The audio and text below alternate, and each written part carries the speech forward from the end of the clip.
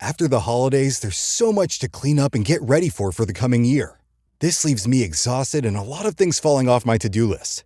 It's time to lock in, and Omaha Steaks delivers everything you crave to reset after the holidays. An order from them means having high-quality Omaha steaks on hand at all times. I'm a big meat lover myself, and I always go with medium rare. But there's also plenty of poultry and other options available. Omaha Steaks offers unrivaled quality and variety, and every bite is backed by their 100% guarantee. A family-owned company with over 100 years of expertise in the meat industry. Let Omaha Steaks deliver high-quality proteins right to your door. Visit omahasteaks.com for 50% off site-wide during their end-of-season sale. And for an extra $35 off, use promo code YUM at checkout. That's OMAHA steaks.com, promo code YUM. Terms apply. See site for details. Go to www.omahasteaks.com to get 50% off site-wide during their end-of-season sale and use promo code YUM at checkout for an extra $35 off. Minimum purchase may apply. Thanks to Omaha Steaks for sponsoring us. If you're a podcast host, listen up, this one's for you. My name is Allie Jackson. I'm the host of Finding Mr. Height, a dating and relationship podcast that I've been doing for 4 years now, sharing my positive and practical approach to dating that's built on my own life experience. And I wanted to share another experience that I've had, my secret behind monetizing my show. It's called Red Circle, and I was just telling my colleague about how much I love their platform. With Red Circle, not only am I getting a seamless hosting experience, but I also love the support I receive in ad sales. It's not just typical ad sales either. It's targeted opportunities based on my show and my life. And the platform is super simple. You just set your preferences and Red Circle matches you with sponsors that align with your show. You can vet every opportunity and their platform gives you great analytics. More recently too, my Red Circle team has brought me opportunities outside of my podcast on social media to really augment the podcast partnerships, bring them full circle. I just can't recommend them enough. If you want to give it a try, go to redcircle.com to get your free trial. That's redcircle.com for a free trial. This is a More Than Just Podcast production.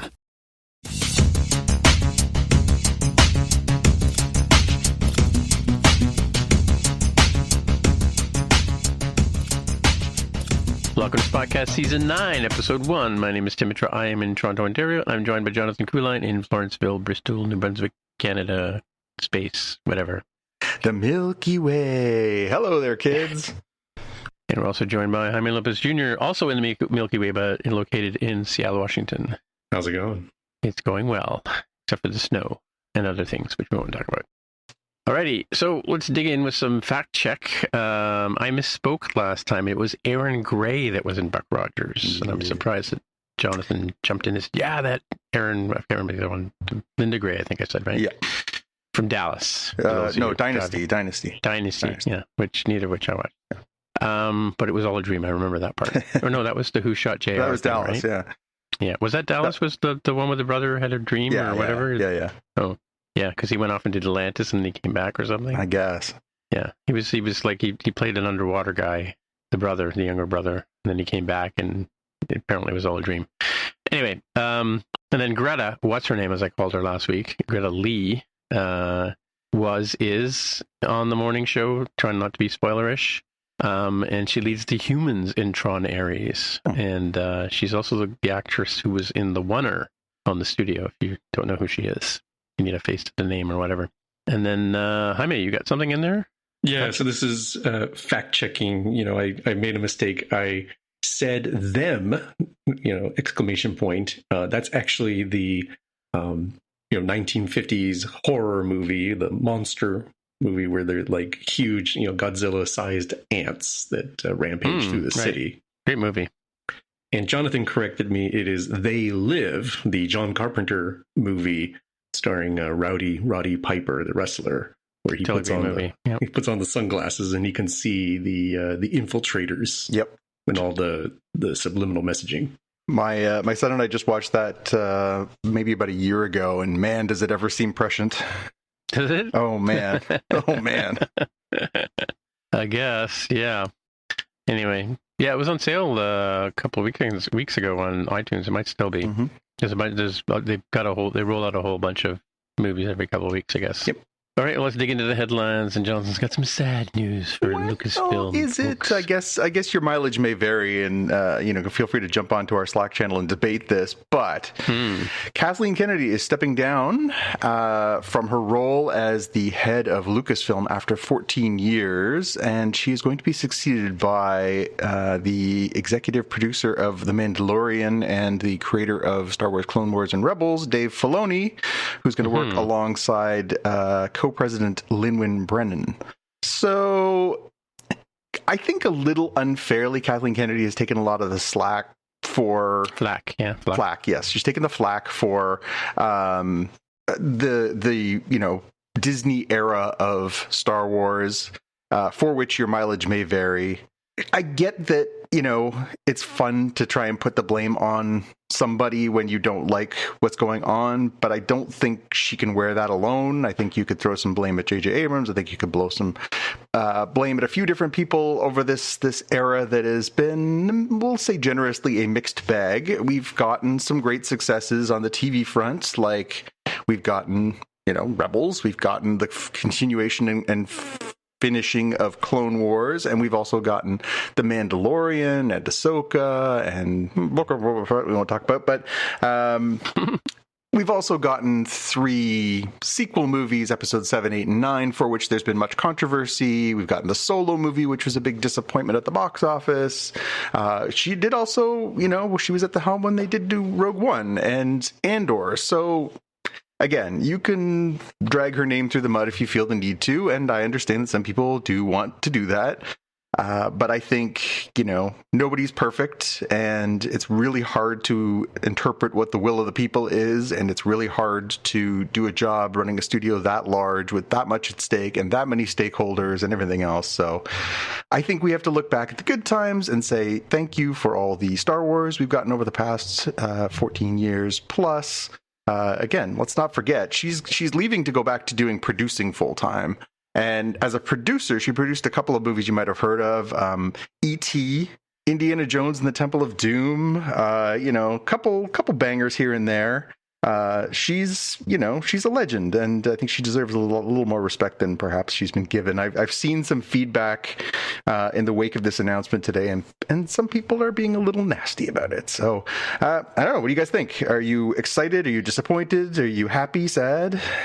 I mean, this is the typical thing that you're right. People do kind of want to blame the head, like we've seen that, like a lot of people used to give Steve Jobs great praise for being an amazing, business guy, whatever, but he was the leader of a team of people who did stuff, right? And there were some road apples, as we like to call them, over the years, right?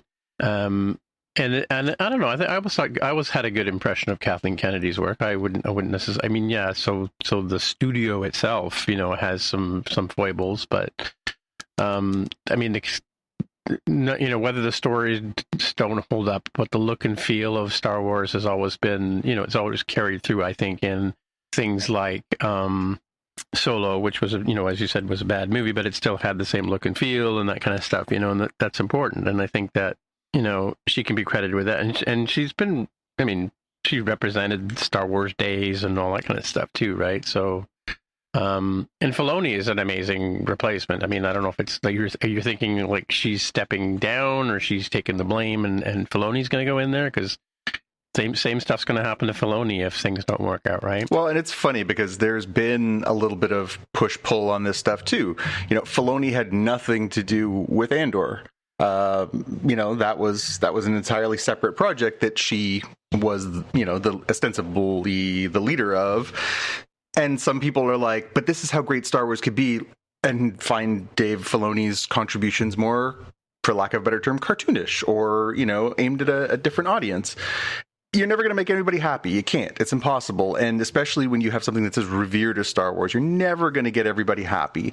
The trick is to try and get as many as you can. And, for everybody who's like, Andor is the bomb, they'll be like, yeah, but I also hate Rebels, or I hate, Ahsoka, or I hate Book of Boba Fett, or whatever.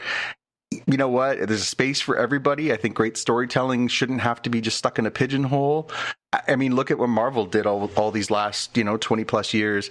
They've been doing these, basically telling you comic book stories that are sometimes dramatic and sometimes a spy thriller and sometimes a comedy. And you got to live with that. And I just don't think it's fair to blame one person or credit one person for all the successes and failures. Jaime, how about you? Yeah, I think it's fair to throw some reasonable criticisms like, hey, we kind of needed a plan for that trilogy going into it, instead of winging it each one, right? But I'm gonna bear with me here, right? Hear me out. I'm gonna make a sports analogy here.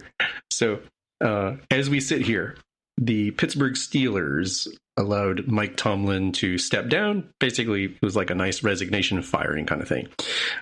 Mike Tomlin, for those who don't know, I had to look up the stats. He was the head coach of the Steelers for 19 years. Did have a highs like winning the Super Bowl, bunch of playoff berths, but at this point they kind of both needed to move on. You need somebody new in there. That's not to say that Mike Tomlin's not a good coach, can't continue to do good things. Just it's not a good situation for him as a head coach in the Pittsburgh Steelers. And it sounds like it's the same thing here at Kathleen Kennedy, right? Like you can certainly say that there are things that went wrong under her tenure, but there's plenty of things that went right under her tenure, as you said. So it's not all black and white here is what I'm getting at. Yeah, I think you're right. Well, here's hoping that we, at the very least, I think what we can agree on is that it would be nice to have something that is more thought out. And if you look at how Dave has been able to take his story that he started, 2007, I want to say, Clone Wars, the movie came out.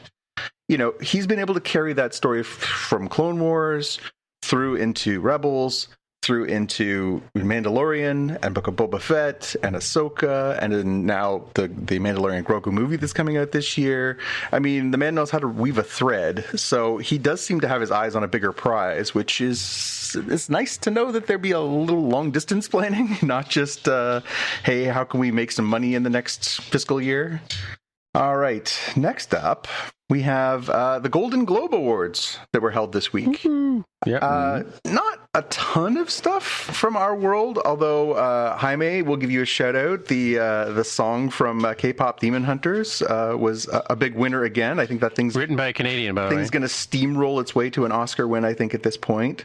The two big winners on the night for the movie side were One Battle After Another and Hamnet. Again, not really our world so much. Yeah, but I did call that One Battle After Another was going to be a contender for sure. Yeah, and I just had a chance to sit down and watch it this week, and I agree with you. I think it's probably going to do quite well when the nominations come out on the 22nd of January and the awards later this year. But it was on the... Well, I guess the other one is Sinners, and I know, Jaime, you're going to talk about Sinners later, so I'm not going to get too far into it. Sinners does... We already talked about Sinners 2 weeks and weeks ago. Remember, I did a review of Sinners? Absolutely. So we'll talk about that a little bit later, and you can remind us what you thought of it. I haven't had a chance to watch it yet. The only other one thing that really kind of caught our world was, while Pluribus did not win for Best Drama for television, it did win for Best Actor.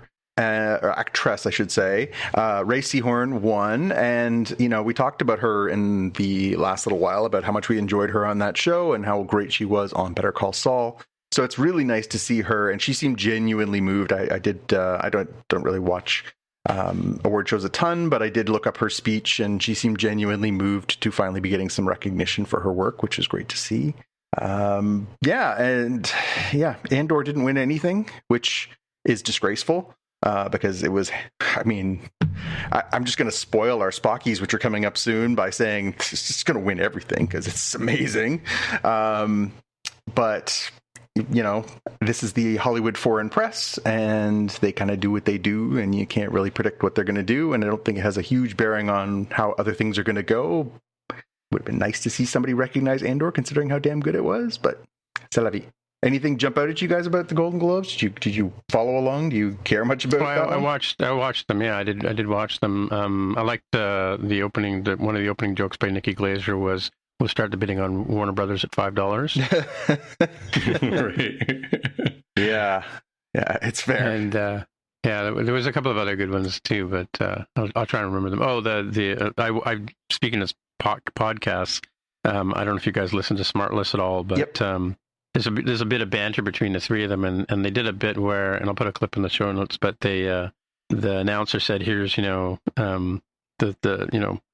just Jason Bateman and Sean Hayes and Will the other Arnett. guy, Canadian Will guy. Arnett, Will yeah. Arnett, right? Anybody? He said, and Jason Bateman, who's not really my favorite kind of thing, and Bateman kind of looks around. And he's like standing there, and they start reading off about the best actress in a second, or best supporting actress in a drama or comedy, whatever. And he's like, "Are you gonna let that go? Are you just gonna like pretend you didn't hear that kind of thing?" And they're like, "Yeah, it was pretty funny." Like just kind of they lean into him a bit, and sort of say, "Yeah, of course, it's always about you, right? It's not about the woman who's going to win this award, right?" But yeah. I did think it was interesting that this is the first year, as far as I know, that they've handed out a Best Podcast Award. Good Hang with Amy Poehler won. I don't remember getting our nomination award or anything like that. Did you guys? I think we have to be. I think one of our Slack members have to nominate us. Or something like that. All right.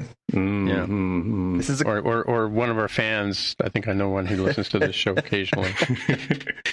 Who is in the voting group or whatever you call that. There right? you go.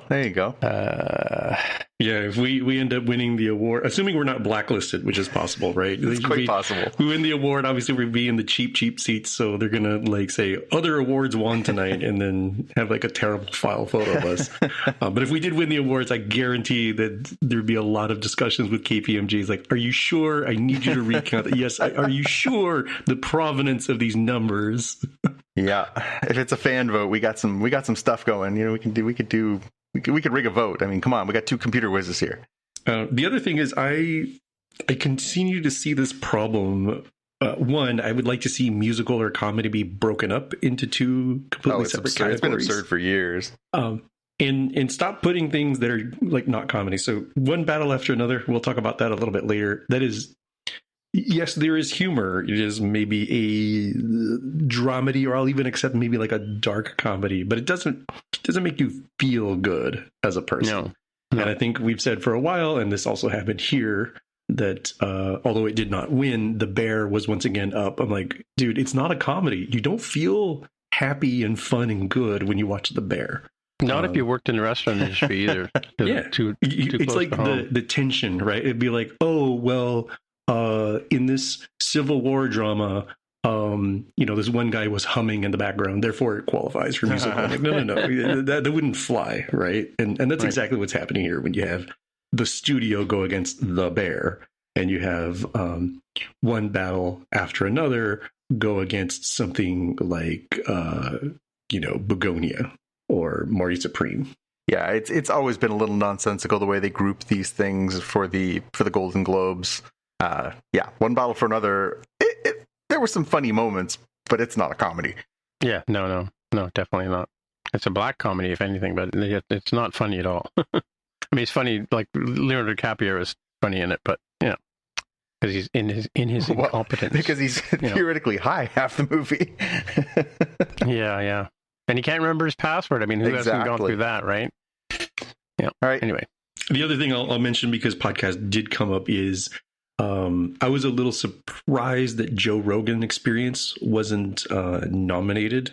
And this might lead to some years down the line having that split, just like they have the, box office achievement or something like that, where like Avatar has a chance to win. I'm like, okay, you may or may not agree with Joe Rogan's influence on media, but you can't deny it. It's like, from a numbers perspective and impact, good or bad, whatever you believe, absolutely number one without a doubt. I mean, tremendously influential podcast. All right, you're up, Tim. Am I up? Okay. Where's our notes? Warner Bros. Oh yeah, well, it's just a Warner Brothers thing. Is just a note I found here that from Ars Technica that Warner Brothers is sticking with Netflix in spite of the $5 offered by Nikki Glaser and Paramount, or who is it? It's Paramount. It's Skydance. Ellison's. Yeah.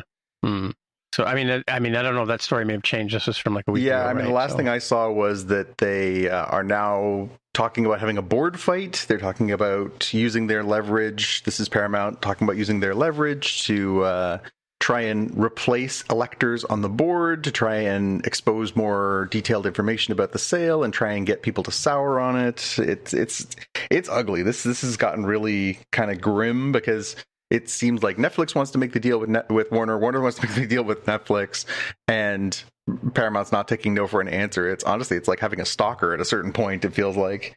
Well, and it also has to go through like governmental approval, right? So absolutely, and that's again a bit of a snag because of the political climate. Obviously, in the United States, that is a factor. So yeah. Yep. We got a teaser for Apple TV's Season 2 Monarch Legacy of Monsters. It's coming out here in February 27th. This, for folks who don't remember, this is a Godzilla, King of the Monsters, Monsterverse with King Kong and stuff series. It is split into, for the most part, in Season 1, where you have what was happening in like the 1940s, 1950s when Monarch was discovering the monsters and being created as a going concern to deal with the kaijus. And then you have the modern era where like the kids and grandkids have to deal with the ramifications of that. And I personally, enjoyed much more of the grandparent stuff where you have, I forget the son's name. Wyatt. Thank you. We have, man, I'm really crapping the bed here. Wyatt Russell is his name, the son of Kurt Russell, as the younger version, and was less keen on the modern era. And this was my first introduction to Anna Sawai, and I didn't really like her in Season 1, which shocked me because I ended up loving her character in Shogun. So we'll see what ends up happening here in Season 2, but it continues more goodness with, like, in this case, a bigger bad, a kind of like mythical monster looking kind of new kaiju to deal with. So if people saw the first season, it's pretty interesting in terms of like mostly kind of like espionage type thing, trying to figure out what's going on with this government conspiracy while also uncovering the sci-fi aspects. So a fun one. And it's pretty breezy. There's like 8 to 10 episodes, I think, for Season 1. Just tagging up on that, I did see that they announced Godzilla -0 coming later this year, too. To what? As a sequel to Godzilla -1, presumably. Oh, I see, -0. On the kaiju theme. I just caught the headline today. I didn't have a chance to read the story, but I thought that was a funny title to go from -1 to -0. All right, I'm up next. We've got report from Entertainment Weekly that they are talking once again about bringing back a spin-off from Game of Thrones. So we've had 2, and then later this weekend, 3 prequel series to the Game of Thrones phenomena, but we've never had anything that actually went forward. Phenomena. We haven't got anything that actually looks forward, like what happens after the wall falls, the big battle and all that stuff that landed with the Cathud. There's talk that the shelved Jon Snow-led series may be revived.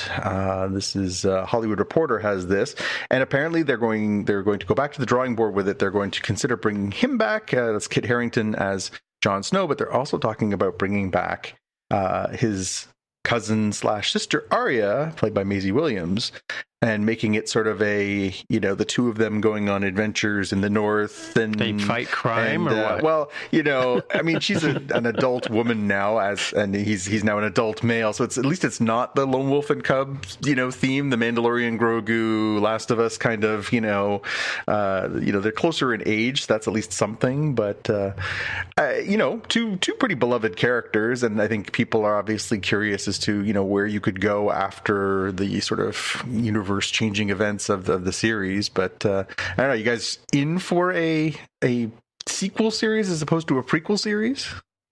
Well, did she finish off her list? Oh, that's a good question. I mean, the list kind of got finished for her because everybody who's on it, I think, died. I'm trying to think if there's anybody who didn't die. I think so. I think everybody dies in the end.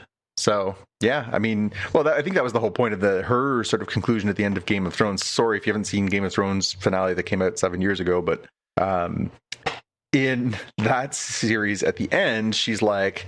But if you haven't and you want to listen to this podcast coverage of it, go back. You can go back to go back. There is... There's even Easter eggs in the art. That's right. Look for the coffee cups, kids. Spoilers. There was her end of the Arya Stark arc is that she is basically going to get on a ship and explore the world and, go see what's out there. She doesn't want to go be a lady. She doesn't want to, be a knight of the kingdom. She wants to go explore the world. So I guess that's the fun for her. So I guess you could pick that story up. Where in the world is Arya Stark? Yeah, we're in Westeros. I guess not in Westeros. We're in the world of Game of Thrones is Arya Stark. Well, I mean, that world generally is interesting and not like Dune, right? Which was that was not great. And it's coming back, I think, right? Mm-hmm. Alrighty. Well, this was a bit of a crossover between More Than Just Code and this year's show here. In that the Star Wars Racer game, pod racing is probably our most favorite thing on this podcast, bar none, right? It's probably the only reason we watch Sci-Fi Force pod races. But apparently there was a jailbreak for is it the PS5? Yeah, the PS5. And apparently the way to jailbreak it is by using an interface that's in the Star Wars Racer Revenge game from PS4, right? And so all of a sudden on eBay and places like that, the price of this particular game, this disc, and again, it belies back to Jonathan's idea that, once you have a disc and it's not going to change, right? This exploits in this physical, media that, and people are jailbreaking their PS5s. I'm not sure what they're doing to jailbreak them, but just by having this game, apparently they can use the interface to unlock the thing, right? So yeah, I just thought it was interesting that this, because all of a sudden pod racing became really, I mean, and I kind of wondered, like I sarcastically put in the notes here, wasn't there something about the pod racer game that LucasArts is coming out with is probably a misguided marketing direction based on the fact that this particular game is all of a sudden, highly sought after, they saw, right? Somebody saw the sales stuff on old games, or they're like, hey, capitalize on that. Yeah, got to get another one out there. Yeah, this is exactly like Sony completely, the other part of Sony completely misreading the room and said, hey, people are putting all these Morbius memes on the internet. Maybe it's time to put it back in theaters. It just did not do well the second time, as you would expect. Again, just because you see, in this case, the article doesn't say exactly what the exploit is. But, because of a bug in the game's Hall of Fame feature of all things, that's what it was, some sort of bug there. So some port programmer somewhere just left a dangling, porthole open somewhere that allows you to inject code into Sony's console and jailbreak the thing, bypass all the security mechanisms that they normally have for this thing because you had a bad day while coding I'm sure it's a nice feature of like, hey, look, here's my name. I'm second all time on this console. Well, it's not just that. It's also, I think, the fact that, I mean, the exploit takes advantage of the fact that the PS5 supports PS4 games, right? I'm sure that makes it easier. It's like, oh, backwards compatibility. Nothing ever goes wrong when you make something backwards compatible. It's always the same, right? As you live in Dongle Town and you're like, why won't this work? It's like, because you're in Dongle Town. Backwards compatibility is always a hack. It's for a specific firmware, and I don't know about you, but every time I touch my PlayStation, it wants to update. So, that's probably, I'm really good at the loading game. I always ace that one.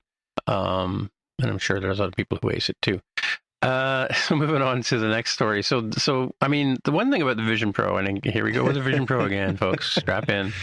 One thing about the Vision Pro that's really cool is about the whole idea of environments. Like, you can work on, do your afternoon work on the moon. You can sit at the lakeside and that kind of stuff. But there are also films that people have made, immersive films of like various experiences. Like there's a Red Bull one. There's you can watch movies like F1 on there.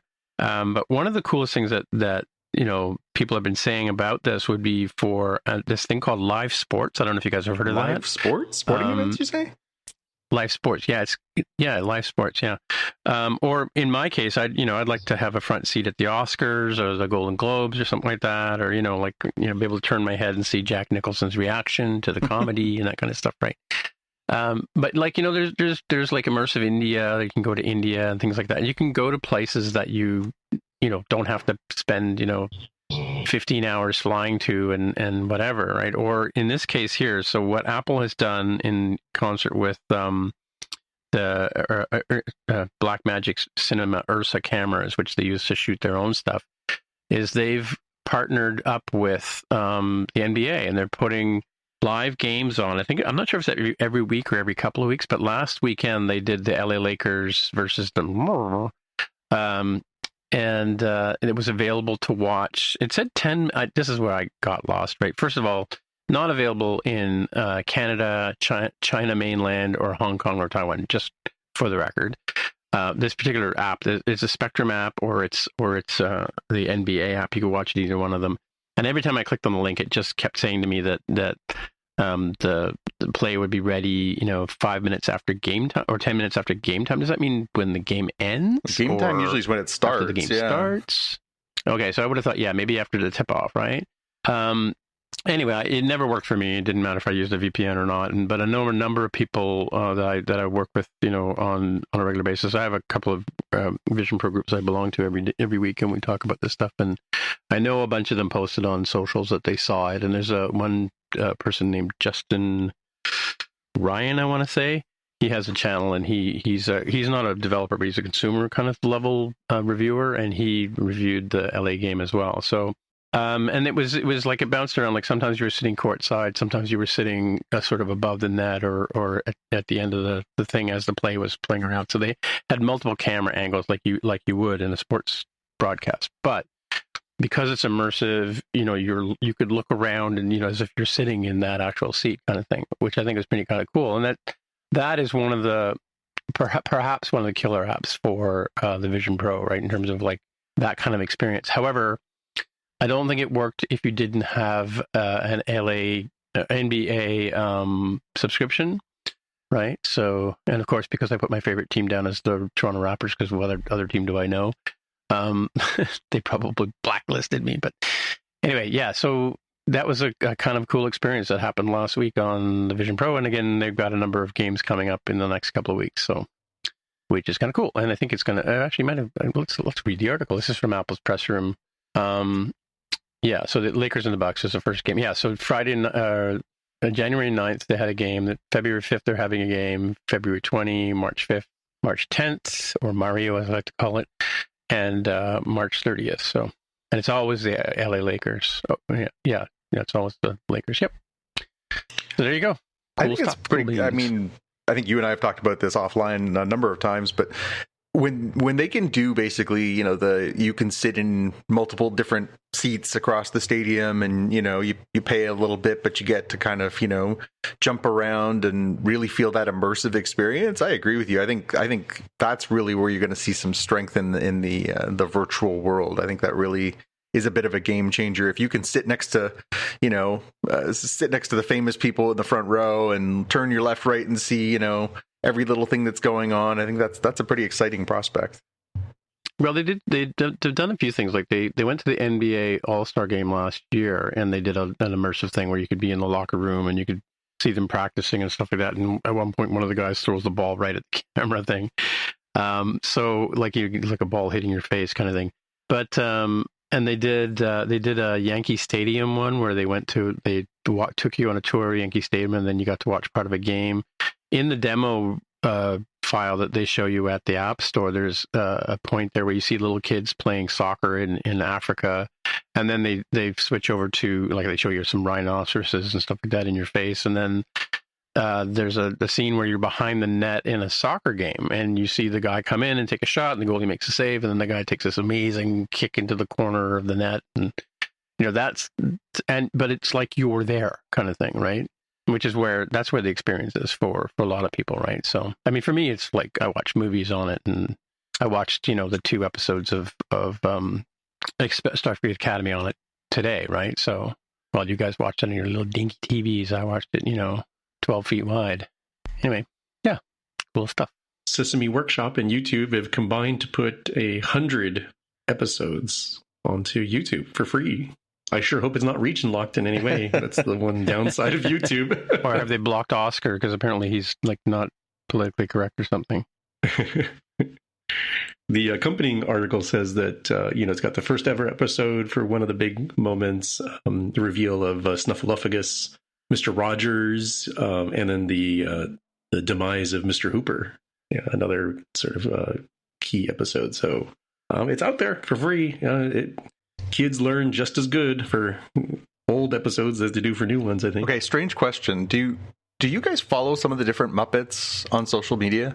Because I see them there, but I don't necessarily follow. I started following a few of them. I've been following, at on which social network? Probably, I would say Instagram is where I would look for that stuff most. But I would go on and I would see a little bit of Muppet content years ago, and then I started following the Muppets. But over the past few years, they've slowly introduced all these individual channels for the different Muppets that have the specific kinds like Grover and Cookie Monster and if you're not following Cookie Monster on social media, I like Randy Feltface. Have you seen Randy Feltface? I love Cookie Monster. Is just it. He was doing ASMR the other day, like crunching cookies in ASMR, like very social media. Mm-hmm. Like they're basically playing Cookie Monster like he's an influencer on the social media channel. It's hilarious. It's so stupidly funny. It shouldn't work. It should be like, well, okay, that's a puppet eating a cookie, but they play it so dead serious. It's hilarious. I highly recommend. Very cool. So I just went over to Instagram and I saw that breaking news: the inventor of the throat lozenge has died, and there'll be no coffin at his funeral. Sorry. Anyway. Yeah, no, I think it's worthwhile having a gander at those guys, the Sesame Street gang. It's just good, clean, funny. Yeah. Did we ever we never had a Muppet on Star Trek, right? No, but I think we're gonna, because I think if you remember the trailer for the next season of Strange New Worlds showed a Muppet version of Pike, right? Yeah. Yeah. Well, on that note, let's flip over to the main part of the show where we talk about something Star Trek related. And this week we're talking about I think it's called Star Trek: Starfleet Academy. That it was, yeah, Starfleet Academy, right? Yeah. So digging in for the first thing, I think everybody kind of noticed was the opening cold opening screeny thing was celebrating the 60 years of Star Trek with the ships all morphing one into the other. Yeah, that was a nice touch. I thought they kind of did a special little, Star Trek opening where you kind of get, each ship culminating with, I guess, this the Athena from this series, which is a bit of a weird one because you're like, well, I guess that's true. That is the evolution of this stuff, but also wouldn't be my go-to. But all right, there's some some nits to pick and some controversies on the interwebs. Some that I'm aware of is hashtag justice for the Protostar and the La Sirena, Voyager. Because they weren't in there. Those hero ships, because it's generally the hero ships of the series. So those are the two series not represented: Picard and Prodigy. You also have people saying, "Wait a minute! If this is at warp, why does Voyager incorrectly have its nacelles down instead of up?" Which is fair. And given how many iterations of the Enterprise, the NCC 1701 original Enterprise they show, they arguably should have done the animated series. So, I mean, they showed the Enterprise same as like, hey, here's what it was originally, and then here's the refit, and then eventually we get to the. Do they show all 5 of them, like all wherever they were? Well, I mean, I'm talking like literally the same ship, though, right? Yeah. I was like, well, if you're gonna show Pike's version and Kirk's couple of versions, then you might as well show Kirk's other version when he was animated. Right. That is a pretty big nit, though, you're picking. I That's what we do here on the... I hereby put Jaime in charge of watching this like a hawk for the rest of this series to see if they change it to, avoid some of these nitpicks going forward. Yeah. Mm-hmm. Yeah. Mm-hmm. Cool. All right. Well, we're going to talk about the first 2 episodes, which rolled out today. The first one's episode 1 is Kids These Days, and the second one is Beta Test. Ooh, I wonder what that's about. What could that be about? I mean, so Yeah, and you guys wanted to just sort of follow the formula. We'll go back to the good old days. We'll do our structure. Jaime, what do you got for your elevator pitch? Yeah, mine is kind of almost like the premise of the series, which I guess works pretty well for the pilot, right? It's like for the first time in a long time, Starfleet Academy reopens, and we meet a new class of cadets, including one who has a history with both the Chancellor and Paul Giamatti choose the scenery. So I had it only took 39 years, but we finally got Star Trek The Third Generation. Yeah. Like this I don't have a this pitch felt for this like one. the closest we've come to a genuine fresh start. We've had so many prequel series, and obviously Discovery morphed into something else. But this is kind of feels like the first time in a while that there's a lot of new, obviously it picks up from Discovery. It helps if you've seen Discovery, but it really did feel like a fresh start. And also and Prodigy too. There was a bit of Prodigy in there too. And Lower Decks. But the it was reminiscent of the first J.J. Abrams Star Trek, where they start off at the Starfleet Academy, right? Where Kirk and McCoy meet each other, and Spock's there, and Uhura, and there's the Orion girlfriend scene and all that stuff, right? So it and that was very sort of like Easter eggy too, because you saw a cadet standing at attention, and you could sort of pick out different races, and they did that here a lot in this show, right? Yeah, for sure. Although, obviously a much more focused and extensive way. And obviously the big difference is, again, not this isn't, what's the line from Spaceballs? I'm your brothers, sisters, cousins, what does that make us? Nothing.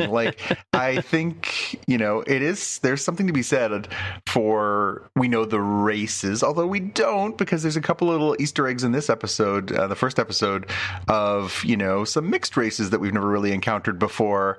But, it's definitely interesting to have a bit of a fresh start and not just feel like we're, retreading the same stuff. We've kind of got a whole new world to explore here, even though we've been in this world in Discovery, not like this. This felt bigger and more ambitious, I think.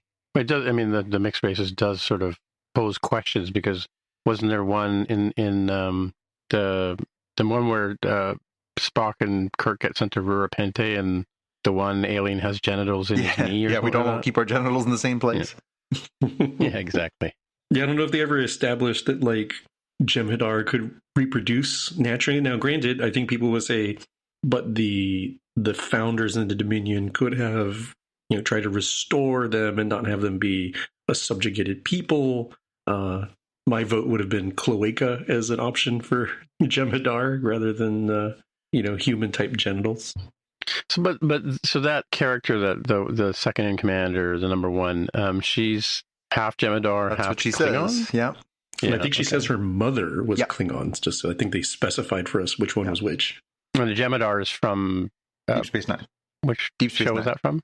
Yeah, they were the shock troopers. Okay, yeah, the one they had the war with. They're the Dominion warriors, basically. Okay. Right. Okay. Yep. Cool. So, overall impressions, before we get into our categories, did you guys come out of this excited for more? Did you come out, looking? Were you excited going in? Were you excited coming out? Were you apprehensive going in and excited coming out? How did you feel? I was apprehensive going in because the marketing on this is it's all about the kids. It's like it's 90210 in space kind of stuff. And I'm not going to say it's not going to be there, but I appreciate it that it at some meta level, and I don't know how much of this is intentional and how much of this is they fell backwards into the pit of success.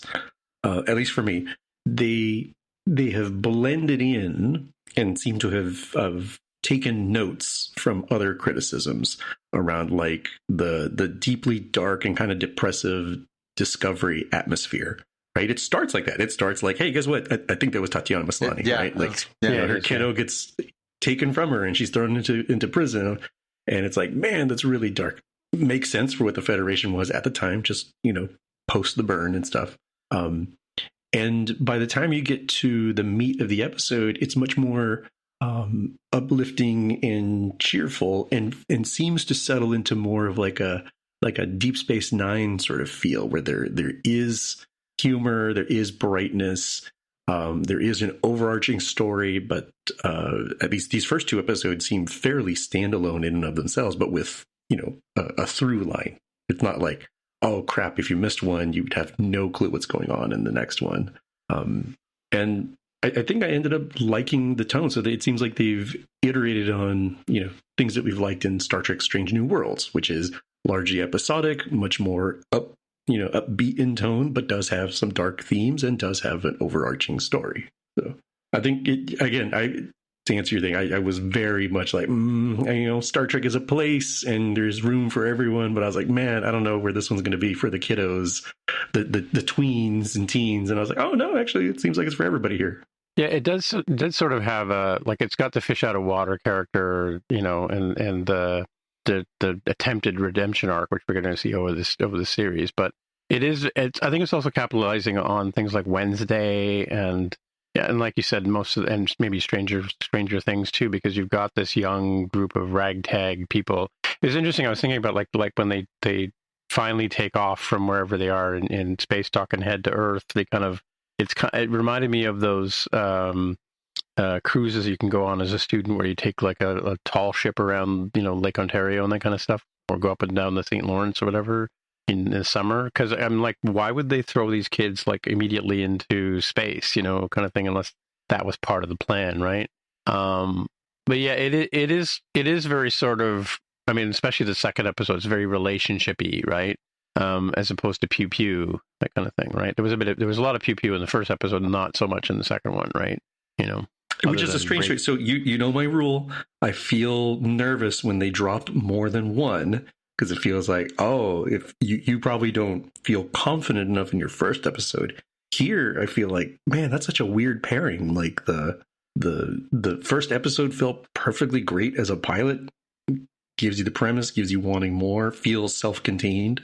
I didn't quite understand why, and maybe we'll talk about when we get to the episode 2, but it felt really weird to release 2 rather than just sort of like squeezing us out for a little bit more money for one extra week kind of thing. Yeah, I don't know. I think Netflix has broken us, right? I think Netflix has broken the sort of release cadence of most shows. I mean, there are a few shows, obviously Apple TV does it but Apple TV does it too, where they sometimes drop 2 episodes at the beginning just to get you hooked in. But, like things like the Gary Oldman show, Slow Horses, they only ever do 1 episode. They don't sort of do a 2-episode premiere kind of thing, right?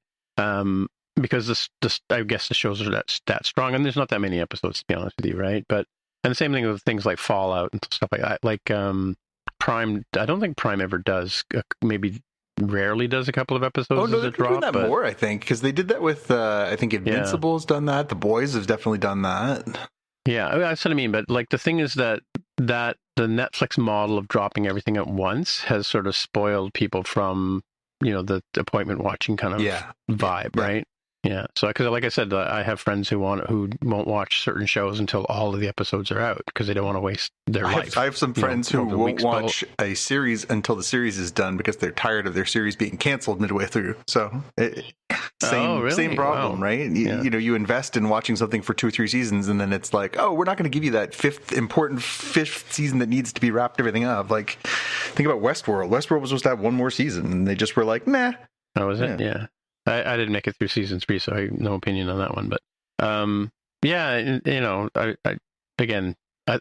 think to a certain extent, like again, Andor probably could have stood with 1 episode, but they released, I think they did 2 or 3 at the first. They did, and because they have those sort of arc style, right? Yeah, and they're shorter. Yeah. They're shorter, right? Like this, the first episode of this thing. I didn't see the timing on the second one, but the first episode was over an hour. I think it was 1:15 for the first one, and I think 50 for the second one. So, yeah.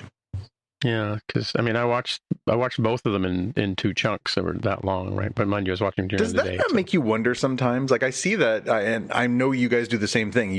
You pop it open, you look at the runtime, and you're like, okay, I want to get a sense of what I'm getting myself into here. But do you ever wonder how much better and or sometimes worse some of our favorite classic. Like, think about like TNG always having to cram into like 43 minutes because of commercials and being syndicated. Like, if they were like, hey, this one episode we got something more to say, we're going to make this like an hour 5. Like, how much better could those episodes have been if they weren't constrained? Or would they just be like, well, let's just jam everything in and the stories would be way less, tight if they did that? I don't know. It's interesting. I think if they weren't constrained, like is some of those where we say, oh my gosh, are you serious? Like they just stop there. Like, oh, well, I guess we forever changed that planet. Move on. I was like, well, no. Give us like 2 more minutes to discuss this. For slightly longer. And I also think some of the 2-parters suffer from, they had slightly more than 1 episode, but really not 2 episodes to fill this. All right, well, let's swing back into our categories. The first one, definitely more pew pew pew, as you mentioned, Tim. Jaime, what did you have for your best pew pew pew for the first episode? There's a bunch of choices. I went with the really obvious, blowing up Noose Brocka's ship. It blows up real good. Yeah, I like that one a lot. I did actually think that the action sequence they did at the beginning, where Caleb commandeers the Starfleet shuttle, was actually a pretty good fight scene. I'm a sucker for a fight scene in a contained area, and just the idea of him basically disarming and whooping these 2 guys, especially that final guy where he basically jams his face through the screen, right, through the force screen. And then, disarming the 3rd guy and getting it out. That for a little 35-40 second scene was a pretty crackling one. I thought that was good. Yeah, I like the way he had cracked the code to get the programmable matter to disappear, but he had to push the return key, and he ends up using Paul Giamatti's face to push the return key. Yeah, absolutely. Because as they were fighting, I'm thinking, you got to hit the return key. Easter eggs, lots and lots and lots of Easter eggs. Obviously, it's literally too many to name when they showed the big board of Star Trek Legends up that's in the Academy. Oh, yeah, right? Every name you can, like Tom Paris, but it's funny that they had Lieutenant junior grade Wesley Crusher. I think he did a little bit more. It's true, but that's the last rank he held, right? He never got promoted beyond that, or at least not that we saw. Yeah, but he went to that Section 32 thing or whatever it was called, right? I don't know. I wrote down a few of them because I thought they were interesting. So they had Admiral Beverly Crusher, so again, Admiral. Captain Demora Sulu, so Sulu's daughter, was on the Wall of Fame. Commander Chapel. They had Lieutenant Yar, which, again, nice touch. Commander Samantha Wildman. That's for you, Jaime. Wesley, obviously. They had Lieutenant Nog, which again is really especially nice considering the actor has since passed away. Scotty, McCoy, Uhura, Chekhov, those are the basics. Paris, Kirk. Janice Rand was up there. Hoshi Sato was up there. Trip was up there. Troy, Data, Bashir, Admiral Kim. Did you notice Admiral Kim? Talk about a late bloomer, right? Because as if Lower Decks, it was like, what? You're all ensigns kind of thing. Yeah, he definitely did a little speed run towards the end. Seriously, what did that guy do? He just must have gotten photos of somebody somewhere doing something, because he went from ensign to admiral real fast at the end of his career. It was, again, it's a nice touch. And even the second episode I saw, as they scanned by, I saw Chakotay's name, I saw a few other names that pop out. I'm sure there's going to be a comprehensive list that someone will have made, but I think it's a nice way to sort of honor the graduates. Although it's funny too, because you think at this point that academy would have graduated had a couple hundred classes over its existence, from the original series to now. Yeah. But these are the memorable ones. These are the ones that had historical. Yeah, how do you make the wall? Like, who makes it and who doesn't make it? That's the real one. I did not look it up, but I did hear that some of the names that are on there that are not the sort of icons of Star Trek include some of the people who work behind the scenes. They actually use their real names. They gave them ranks and stuff like that. So again, nice way to be able to do that too. I did like the touch when we got reintroduced to the Doctor from Voyager, where he asked for a tricorder and says, tricorder, medical tricorder, which is exactly what he says when he's turned on in the first episode of Voyager. I thought that was a nice touch. And I did, as you mentioned earlier, Tim, the different races that were in there, and we'll talk about more of that in the second episode too. But I did notice that there was a Charon in there, which is the black/white, white/black ones from the vintage from the original series. And we kind of leave that episode way back when with a little bit of a, will they be able to survive the tumult of being, stuck together, basically. So clearly they did. So good for them. Jaime, did you grab anything else off the Easter egg front? Yeah. I don't know how much this counts because it's sort of like part of the premise. So you've got, the Burn, Admiral Vance, USS Discovery as things there. Bajor and the Badlands come up from like DS9. And the Digital Dean's voice that does all the announcements is Stephen Colbert. Sure is. Yeah. Yeah, he actually had Giamatti on the other night, and the two of them were talking about how much they loved working on Star Trek. Although Giamatti was like, I had to wear a rubber prosthetic for like several weeks while doing this. Hot rubber, and you got to sit in a recording booth and just speak into a microphone. So I don't think our experiences were exactly the same. Yeah, there was that robot thing. I can't remember the name from the little floaty robot from Lower Decks. That was in the second one. Yeah, the Exo. Oh, no, he was in the first one too. It's in the hallway, Exocomp. I think. Yeah, okay, thanks for it. Yeah, I couldn't remember what it was called. And the Doctor does mention when he's talking to the student hologram, when she's picking his brain and wants him to be her mentor, but he refuses. He mentions Dax, and he talks about the Protostar and a few other things that he mentions in his little rant there. So this is an interesting one, right? Because before this show came out, there were many, including me, who believed, maybe it'll be like the 30th Century Doctor from that episode of Voyager where they had a backup version that ended up in this pivotal time in history sort of thing. And he, at the end of that episode, he gets a shuttle and goes off to go search for what's left of Federation, because he's like, well, everybody I've known is long dead, is centuries later. This is not that Doctor as we had thought. This is apparently the Doctor we've known this whole time and who has just had a very long life as a photonic. Otherwise, it wouldn't canonically. She calls him the Mark I at one point. But he talks about his trip on the Protostar too, right? Right, and the only way that's plausible is if this is the original EMH. And am I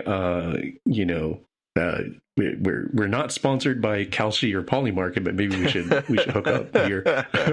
Now I'm putting some poker chips onto the idea of like, are they going to do a Thomas Riker episode where that dude shows up? And there's the second Doctor. Yeah. By the way, did you mention Data on the wall? Yeah, okay. Yeah, no, there was again extensive. I didn't write down. I wrote down a good 10 or 12, but it could have been more.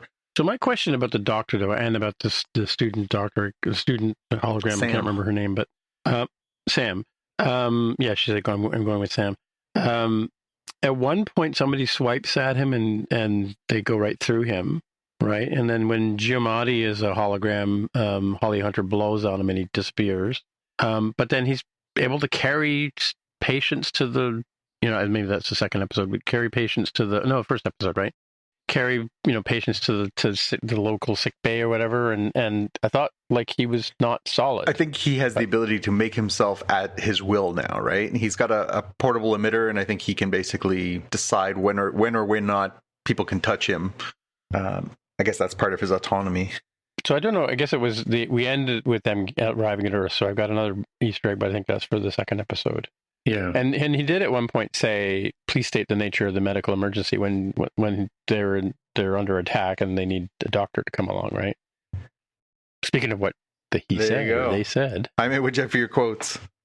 It's the one from the trailer, I believe, with a little addition. The Nosbraka to Caleb saying, hang on to that feeling, kid. It'll keep you warm at night while you're sleeping with that boot on your neck, was the extended part of that. There was definitely some good stuff. I thought Lura Thok, the Jem'Hadar Klingon cadet master, was the scene stealer. She definitely got a lot of the good lines. I have, if I am going to bleed to death, I will need significantly less cheerfulness in my final moments. And I also like dying really gets the blood pumping, eh? Yeah. But I thought the most salient one for our times was Nala talking early in the episode. She says, separating children from their parents isn't exceptional, it's reprehensible. I think there was, that one reverberated through time and space. I also liked when Nala meets Jaden, the Klingon who wants to be a doctor, and says, do no harm is a phrase you don't hear a whole lot in Klingon. Definitely pretty good. Part Lanthanite Nala, right? Yeah. So she's like 400 plus years old. We should. And like very casual, which I know some people online had some issues with, but like this is like the Professor Emeritus. Mm-hmm. I forget what that's pronounced, where it's like Chancellor. She's a chancellor. I mean, like not in title, but like she doesn't care. Or like in second episode, spoiler, she comes in without shoes because she's like, hey, I'm going to be casual. In the first episode, she's like the way she sits on the captain's chair with a book. Slouched feels like an understatement, because it's very reminiscent of I want to say it's a Family Guy, maybe it's American Dad episode where they show one of those cutaway gags, and it's TOS era William Shatner continuing to contort his body on his captain's chair. Yeah, no, she definitely has a vibe, which you could definitely see a through line from the performance in Strange New Worlds of Pelia, right? Like they definitely feel like they could be from that same kind of slightly bohemian, I'm over it, I've been doing this long enough that I don't have to conform to your rules kind of vibe. Yeah. Well, the messy hair, 100%. Right? I saw a number of comments already today that were like, what, they don't have hairbrushes in the 30th century? Like...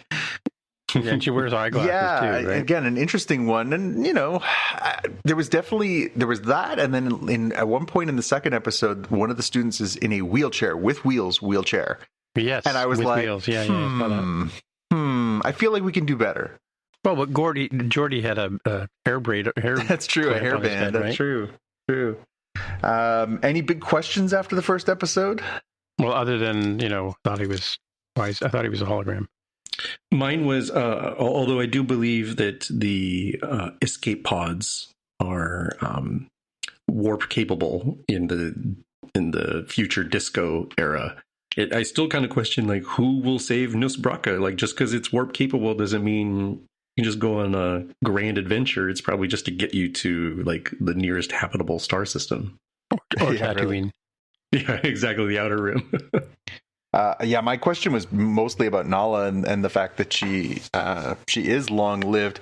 I saw somebody writing online that they have a time for her age. They have, again, take this with a grain of salt. It's day one, but they said that she's 422, which would mean that she has not overlapped with any of our icons of Trek. So it's not like she's going to be like, I remember one time with Jean-Luc or whatever. I in theory, she's very old compared to a human being's aging, but she wouldn't be. She does predate the burn, though. She does, and she says, I spent time on Bajor and stuff like that, right? So like she's well traveled, she's experienced the universe, but she's not. This isn't Guinan, right? Like this isn't. I've been around since days of yore. But yeah, I'll be curious if they do sort of touch on her past, sort of where she came from a little bit more, and it'd be nice to get to know a little bit more about that species, because we kind of glossed over it a little bit in Discovery or in Strange New Worlds. We haven't really explored what that means to be a Lanthanite. So yeah, hopefully we'll get a little bit more there. I don't want to finish up with episode 1 before talking just a little bit about some of the characters. So Paul Giamatti, that's a huge get. I mean, it seems like he's going to be maybe a recurring guest star, maybe a recurring villain. Hopefully he wasn't just a one and done. I think he was just, you don't give him the Darth Vader flying off into space treatment unless he's coming back, right? Holly Hunter, again, I mean, this is an Oscar winner. She's a very talented actor, and I thought, I enjoyed her character. I find her very endearing. And like just putting the two of those at the top of your title is a pretty huge get for Star Trek. Like, these aren't like I mean, a lot of these people are young, unknown, up and coming young actors and actresses.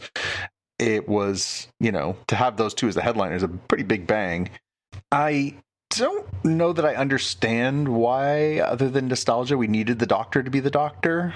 I mean, he's he's kind of just a series of gags, which I guess he eventually got more to do than just being gags and being the butt of the jokes and stuff on Voyager. But I don't know. I want there to be a really good reason, and I just don't see, other than just fan casting, I don't see why the Doctor. Bob Picardo wanted to come back. I don't know. I don't get it. Some of the characters. Okay, so we meet Caleb. Caleb is this, troubled kid. We meet him as a little kid. He comes back. He's an adult.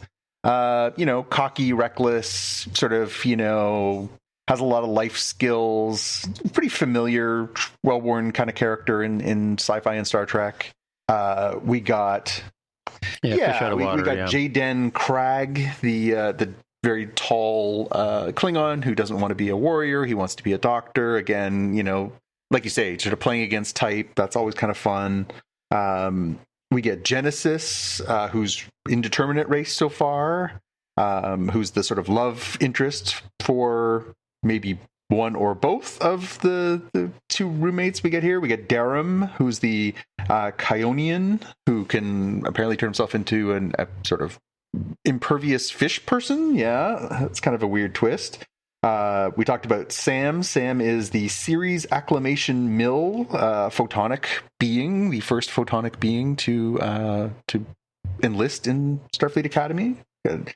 Funny character. Again, lots of quirks, lots of again, it's like Data, but with the programming and the emotion chip turned up to 11. Who am I missing? Oh, Genesis says Genesis says that she is half Darsha. I don't know what a Darsha is, so I'm sure we'll catch more of that as we go. Look-wise, I said I'm going to have to look up her parentage, because she is clearly the love child of Danielle Fishel, who played Topanga in Boy Meets World, and somehow gold medal Olympic ice skater, figure skater, Tara Lipinski. Like, it's just like an impossible, like, I see both in her somehow. And Braca, we talked about, he mentions that he's a Klingerite, which I am going to assume is a hybrid between a Klingon and a Tellarite.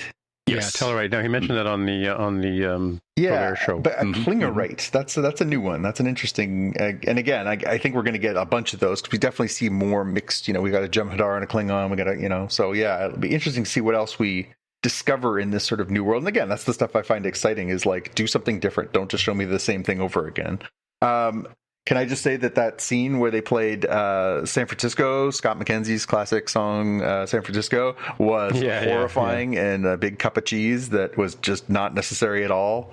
Well, they also had that guy, the son of Kate and Ann McGarrigle, I forget his name, who does that. He's a Canadian singer, does that Hallelujah thing. He sang a bit at when they were in Space Dock, and I could have done without that. A little cheesy.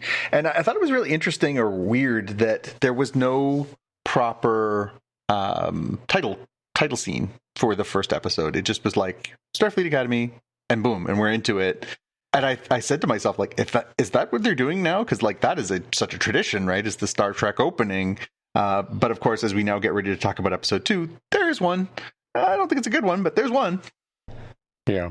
You didn't mention its character's Lyra Talk is the Jem'Hadar / Klingon. Yeah, one. She was the scene stealer. She was so much fun. Again, when the two guys are bickering, and she's, take your bag, put it on his back. He's doing push-ups. Like, yeah, she's definitely going to be a fan favorite pretty quickly. All right, should we jump to episode 2? Okay. Sure. And beta test, obviously, because they have to. So we find out what happened to the beta Zeds. They are not part of the Federation anymore, I guess. And they survived the burn somehow? They basically put up a psionic barrier that is, using their abilities to basically block everybody from being able to come near their planet. Or not even their planet, but basically their system, right? I'm gonna... You have to sing along with me, Tim. You can't always get what you want, but if you try sometimes, you just might find you get what you need. That was my bottom line on this one for sure. Jaime, what you got? I went with what if Romeo and Juliet met at a UN negotiation? Can we talk about the idea of doing like negotiations in the round? Like, as somebody who's done some negotiations over the years, Like that's in front of everybody? Yeah, That is the craziest thing I've ever seen. Like, here's what I'm going to need from you. Yeah, let's just do that in a room full of like 150 people and let them just watch and go, ooh, ah. Like, what? It's so weird. Yeah. My pitch for this one is give them 40 minutes. They'll find a solution. That's right. Yeah, we'll have this all worked out in 45 minutes or less. Yeah, 100%. This was more like a school days kind of, and Jaime nailed it. It's the what was the name of that play with Rita Moreno? West Side Story. Yeah, it's a West Side Story. Yep. Romeo and Juliet. Two star-crossed lovers and blah blah blah. And definitely, as you mentioned earlier, went from a pew pew pew, not crazy pew pew pew, but pretty pew pew pew heavy debut to a second episode with, a lot of emotional conflict. I thought that the scenes between Nala and the president of Bajor Sadal were good, like, verbal jousting, well written and all that stuff. But like, that's about as close as we came to like that, or like, the teen angst drama stuff. But like, there was no pew pew pew in the episode. Yeah, who's the worst two people you could put into a room together? Yeah, pretty much. Yeah, I wrote my own little joke of like, how can there be so many guns on screen and yet no pew pew pews? Because that dude has huge arms. I was just like, that dude is yoked. Why did she choose him? Yes, why he did take his shirt off a couple times. I love the sleeveless shirts. Yes, why did the no tattoos as well? Right? Young attractive lady who apparently has reached her moon flow age? Why did she choose the dude with the huge arms? Yep. Easter eggs again, lots of good ones. The Boothby Memorial Park, the James T. Kirk Pavilion. The James T. We saw a Brickar. We saw multiple times. We saw a Brickar, like Rock Talk, right? We saw like a but it wasn't the same kind of voice. No, this was a male. But multiple times we see a Brickar go by. So again, some continuity, and they multiple times they've mentioned Prodigy at this point. So like I think that's fair. As much as obviously we kind of had some fun with Prodigy, and it was not ultimately a successful Star Trek project. It's still part of the legacy. It is just no way around it, and I think ignoring it would make things worse. So that's good. Yeah, and the I can't remember the name again. The little robot thing. The Exocomp. So they have the elevator scene with the Exocomp, which is like the mouse droid from Star Wars. Like, why is it even in the scene? But I love that it's talking the whole time. It's like, oh, excuse me, I'm sorry, excuse me. Did you have your closed captioning on for this one? Because they did actually mention what the character's name was, the Exocomp. No, I didn't know. I missed it, I guess. I had them on. I missed the name. If you were happy with Peanut Hamper, you'll be happy to know that in tonight's episodes, we saw the Exocomp cadet's name is Almond Basket. Oh, so this is a cadet. It's a cadet. That's why it's red. Oh, wow, okay. And they have a naming scheme. Almond Basket is the name of the Exocomp. A legume in a container. I love it. As soon as I saw that, I burst out laughing. I'm like, Almond Basket. Thank you so much for that. Because they never say it out loud. It's only if you happen to have the thing on. And it's because she's talking during that elevator scene. It says like Almond Basket : oh, excuse me, or pardon really? me. Oh, really? It's okay. like, oh, I love it. Yeah. Too good. Best quotes, Jaime. What you got? There's a longer one, and I don't know if I got it all correct, from the Vulcan instructor telling off the boys, saying like, there are cultures that take people of your hormonal state and throw them into the wild to mature or die. We are not one of those cultures currently, or yet. Yes, something like that. Yeah. I love the dry wit of a Vulcan in those moments. I did like the line from the doctor where he's trying to requisition better mucus, and he says, vanilla mucus is not my jam. I also thought that the Colbert as the Dean stuff is pretty funny. Just sort of, again, a lot of it's in the background as other stuff's happening, so you kind of got to listen. But in at the end of the second episode, you hear the dean's voice come on, and he says, "Reminder to all cadets: the curfew is at 2200 hours. If you're planning on breaking that, do not." Right. Yeah. I like the one that she says to. She's talking to the younglings. I think it's Jet Reno says, "Old age and treachery always triumph. Old age and treachery always triumphs over youth and a smart mouth." And it's an Oscar Wilde quote, apparently. Yeah, nice to see Jet back in this.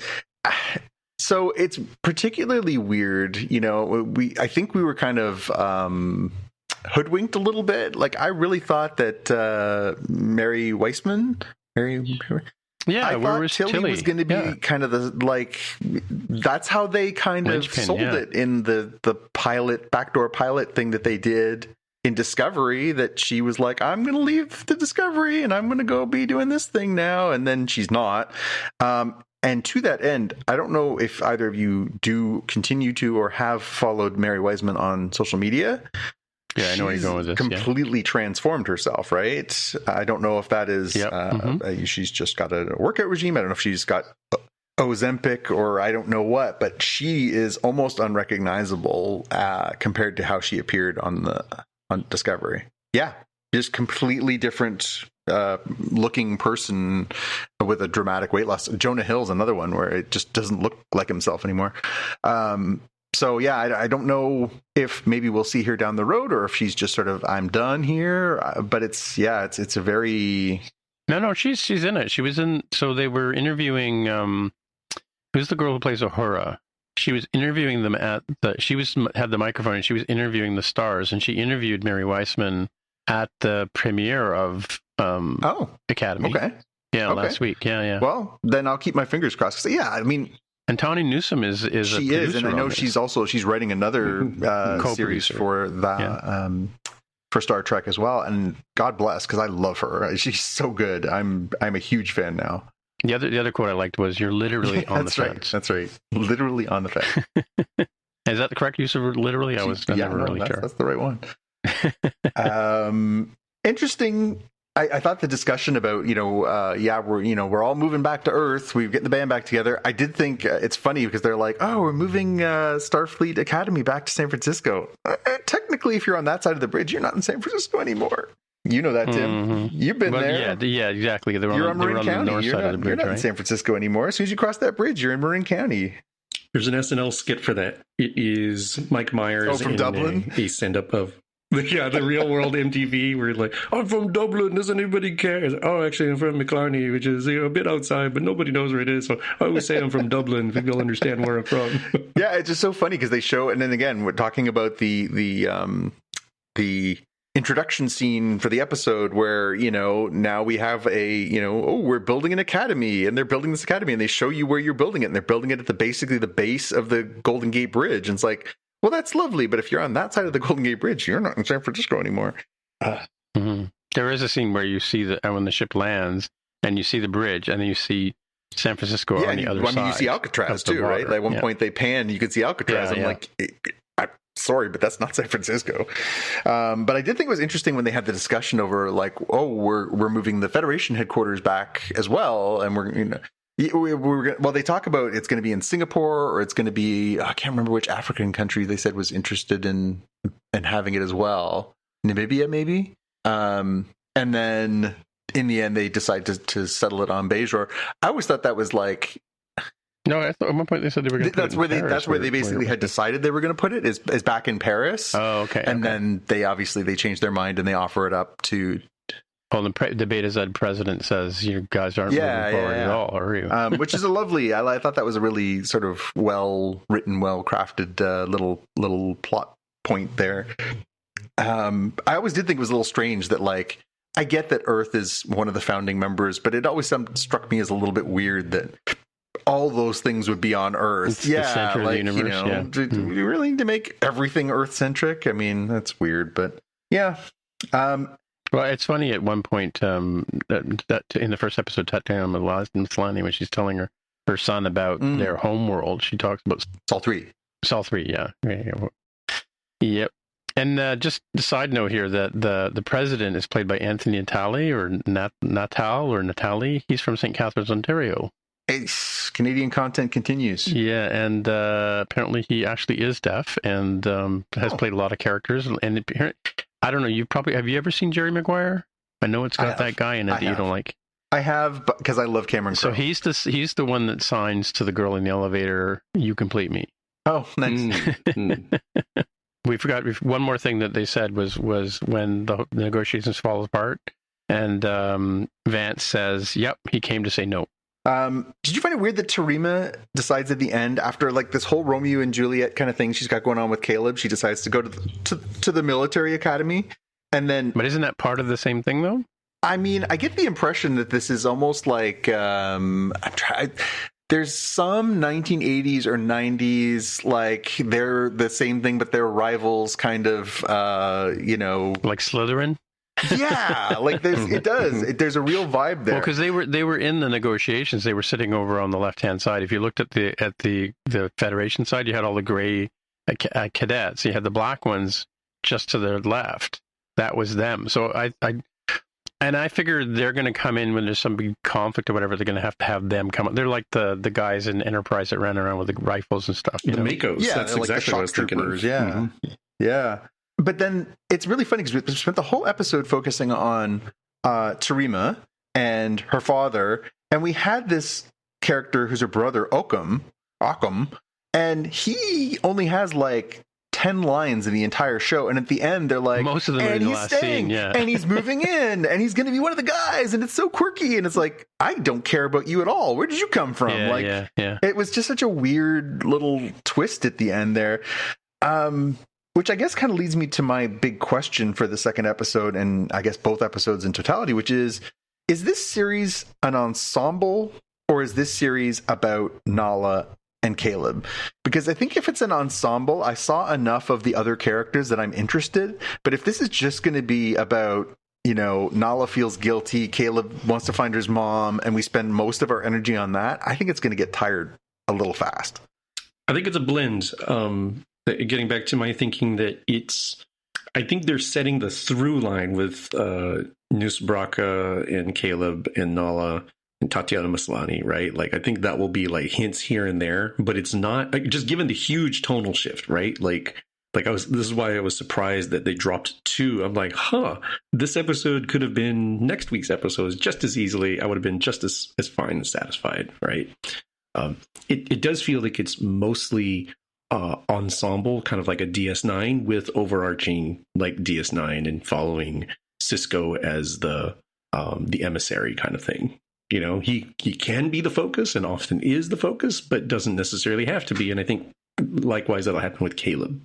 It does seem like it's told mostly from his point of view, but it's not as single point of view as like Discovery is with Michael Burnham, for example. Yeah, like I think that's what I'm a little leery of, is like, I really don't want another, one character at the center, everybody else revolving around them kind of vibe, because that's really where I think Discovery failed. If we look at it in its totality, I think there was things to like and there's things to dislike, but I think if there was one flaw, it's that they really tried to center it around one character who ultimately wasn't that compelling a character. Yeah, and I was going to say I like the steamy underbelly of the future Discovery, where they had to go and deal with the pirates and the bad guys and stuff. But there wasn't enough of that, right? The one thing about Star Trek is it tends to be a little institutional, right? Everything's clean and shiny, and there's no dirt on the floors and stuff like that. All right, well, we'll see what the future holds. Again, I'm in. I think we're all in. I think we want to see where this goes. So I think it was a good start. I'm for sure interested. I sort of did a little scan to see how people are feeling out on the Reddit boards and things like that, and it's typical stuff. There's some people who are like, I kind of like this. This is kind of a nice breath of fresh air, and some people who are like, it's too woke. I'm like, oh Lord, here we go. So really, yep. Can we say Merry Star Trek again? Yes, once again, Merry Star Trek, kids. Now, a word from our sponsor. Now, back to the show. Well, you've got Fallout here in season 5. I guess that's a question. 2, do we want to do Fallout? Are we watching Fallout? Do we want to cover Fallout, or are we going to just sort of? I enjoy it. It's one of the shows I go to as soon as it's out, kind of thing. I'm liking it more. The more I watch, the more I like it. I definitely like it more now that I've got my surround sound set back up and everything, because it's actually really, really well recorded. The mixed and the sounds and stuff are actually really good. So I've actually enjoyed it a lot more since I set that stuff up. Yeah, I gotta say it bounces back and forth. I mean, the one thing, I think the sort of I think the gameplay sort of plays out in the new, the dystopian world kind of thing with the. I kind of wonder now, going back to it, how much of what do they call the people that live in the number 32 and number 31 and vault dwellers? The vault dwellers, yeah. And then so they're kind of doing that flipping back and forth. What was the other show we watched where they flipped back to the end, the beginning? Something else we watched where they went back to the origin part at the very end. Silo did that. Silo, yeah. Same sort of idea, because this and Silo are very similar in terms of situation, I guess, right? And the character, apparently, I saw an interview with the star, and I forgot her name now, but she said her character is not in the gameplay. It was created for this show, and I think the ghoul was too, right? So, yeah, but yeah, I think she's sort of an amalgam, and so is he to an extent. Yeah, I also enjoy the dude that the paladin guy, not the paladin, what do you call it when the knight's hand, or whatever. Yeah. The carrier, the armor guy, whatever. It has a name in knighthood. Yes.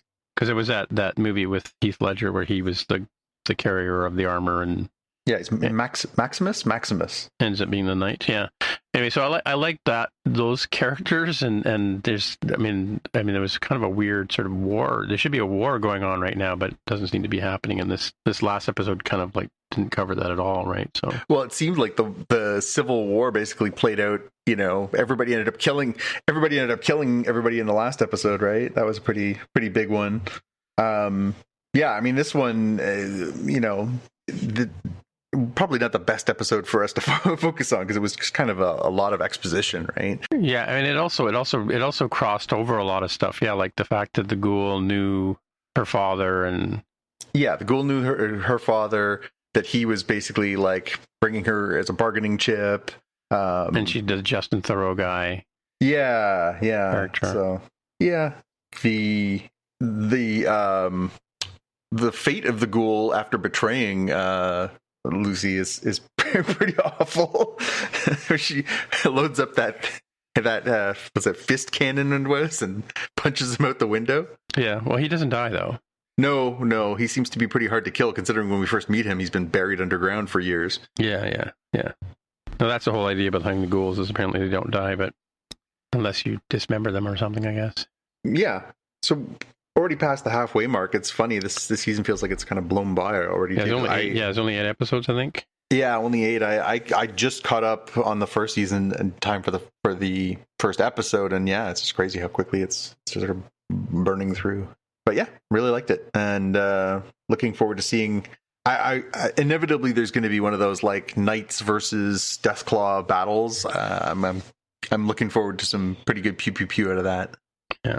And the big Kyle MacLachlan character, it's her father. He's a through story in the whole thing. Ella Purnell is the name of the girl. I can remember. Mm-hmm. Mm-hmm. Lucy. Mm-hmm. Lucy McLean. Which is, in fact, the same name as the daughter in Die Hard. Is it Lucy? Yeah, Lucy McLean. She's the little girl in the first one, and then she's Mary Elizabeth Winstead plays her in the fourth one. Interesting. What do you think about it, Jaime? You haven't said much. Oh, I had to go into kind of like a fugue state because y'all, scurried into it. And I was going to say, oh wait, guys, I haven't, I haven't watched, so I'm gonna just have to catch it. No, it's okay. Like I said, I didn't catch anything. We didn't really talk much about the 5th episode. I was like, oh wait, I'll just you guys can't see. I'll just unfix my eyes and just sort of wait until it sounds like they've stopped talking about spoiler content. It's totally fine. It's totally fine. I was just oh crap. Okay. Well, you guys were on a roll. I didn't want to break the tempo. Break the tension. All right. Well, you're a good teammate. On that note, let's jump over to the watch list. Shall we? Yep. Have you seen Jurassic Park, Jaime? I don't want to spoil it for you. I have. I saw it on an airplane. I was not. I was not entertained. But how is it in 4K and 3D? I did see it on a tiny little, back of the airplane seat. kind of video. Oh, and when did you first see Jurassic Park? Oh wait, I'm sorry. You said Jurassic Park. I thought you meant the new Jurassic World. No. I'm talking about the OG. Oh, I did see that in theaters when in the first run. So yes. Yeah, I did too. I've seen it a few times, and I remember it was pretty edge of the seat there back in '94 when I saw it. But yeah, this is the 1994 Jurassic Park. Showed up on the iTunes in 4K for those of you who are watching on conventional televisions, and in 3D for those of you watching on Vision Pro, right? So yeah, so it was on sale, and of course I liked the movie, so I bought it and I wanted to see it. I think I mentioned a while back I saw The Wizard of Oz. They have done a 3D version of The Wizard of Oz, which doesn't really hold up because it's a kind of grainy movie, right? Because it's an old school movie, right? But the 4K restoration is really good, and the 3D is convincing. However, the rendering of the dinosaurs looks not good. Oh, I mean I think the T-Rex is mechanical, right? But and the Velociraptors, you don't really see them that often. But the big Brachiosauruses, yeah, there's one the opening scene where they first find the Brachiosauruses and they walk up to them and they're eating the trees or the leaves off the top of the trees, right? Yeah, just standing beside them, it just didn't look great. But I mean, as far as and this is the thing about 3D movies is I know Xavier and I've talked about this in the past, that sometimes 3D movies are shot in 3D and sometimes they're made 3D in post. Right, so he and I went and saw Phantom Menace in 3D at an IMAX, right, an IMAX cut, and it was actually improved because there was one of the sappy scenes with Padme and Anakin that was cut out of the movie. You know, the scene with the waterfall with the big, like giant pigs or whatever they were. That whole scene, it doesn't exist in the IMAX cut. That's a shame. Yeah, it's a shame. But and it was pretty cool in 3D, especially the lightsaber battle between Darth Maul and Qui-Gon Jinn and Obi-Wan, right? But yeah, so this it was interesting to watch this movie in 3D. I can't remember if I finished it. I may not have finished it yet, but it's a pretty good transfer. So yeah, I recommend it if you're into the 3D, or even if you're looking for 4K cut of it. It's pretty good, and it's actually on the, as he's put here in the notes, it says 2025 cut, right? So maybe it was like it would be an anniversary, right? 94 to 30th anniversary, I guess. Anyway, over to Jaime for his picks. Yeah, sorry, I misunderstood. I'm like, before people send angry emails, it's like, no, I love the original Jurassic Park. I thought Tim was talking about the most recent Jurassic World movie. Yeah. I've got a few things. One is a small YouTube video from Anna Akana. Folks may know her from a post-credit scene, I want to say, from Ant-Man. But she has a small skit about an interesting sort of sociological study that people ran. The title of the YouTube video is "When Batman Shows Up, People Act Better," which sounds like, yeah, duh, obviously. But no, it's not quite that. So the study that was run was on like a train, like a subway. They put in a pregnant woman and then see what percentage of people offer up a seat to the pregnant woman to sit down. And then they do the experiment again, but they have a guy dressed as Batman from a totally different door come in. And more people, like double the amount of people, give up their seat. Which you would again say, yeah, duh, okay, you're inspired. But the twist is that of the people who gave up their seat, like nearly half of them didn't even notice Batman in their recollection. So it kind of seems like the presence or perhaps the peripheral of Batman like hits some sort of part of your lizard brain to make you feel more heroic or giving or generous or something. It's a strange one, but felt appropriate for this show given that it's superhero related. Yeah, it's a weird one. So there you go. People running the tube, the subway, and pick a city. Just put cross promotion. Just put big old DC Comics pictures on the train and see what happens. Also saw a couple movies because it is Academy Awards season coming up soonish here in March. and they're starting to become available on streaming. Our household, we ended up watching Sinners and One Battle After Another, both on HBO Max here in the States. See a note here, some commentary. People thought it was okay until it changes pretty dramatically in like the second half. Yeah, it's a bit like Dusk Till Dawn, right? Yeah, as I said to Jonathan, it was when I saw it back in August, it was a good movie until the zombies showed up. Zombies, vampires, I can't remember what it was. But I got to say, though, I could see why Michael B. Jordan would be nominated for Best Actor. He didn't win the Golden Globe, which I thought was surprising because I was so amazed at his performance. I actually had to go and look and see if it was two different actors. He's that good. Like, he plays the two brothers, right? Mm-hmm. And they're very different. I can't remember what the story...